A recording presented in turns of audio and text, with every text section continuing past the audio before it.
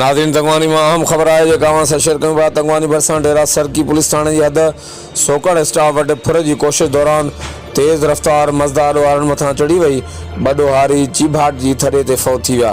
ॾोहारनि जा लाश साथी ॾोहारी पाण सां गॾु खणी फरार थी विया। राब्तो करण ते SHO डेरा सरकी ॿुधायो त ॾोहारी ॾोह जे इरादे सां बीठा हुआ त तेज़ रफ्तारी ऐं कोड़ेरी सबबि मज़दार ॾोहारनि मथां चढ़ी कल्टी थी पई, जंहिंजे नतीजे में ॿ ॾोहारी थड़े ते मरी विया ऐं कुझु ॾोहारी ज़ख़्मी भी आहिनि। जांच कयूं पिया।